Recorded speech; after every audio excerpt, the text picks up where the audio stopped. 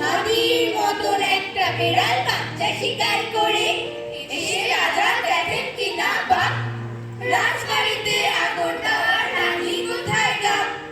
দুটোই নিয়ে এলেন রাজা সত্রটা সেই সময়। বলো মামুনি তুমি, খিদে কি তার কম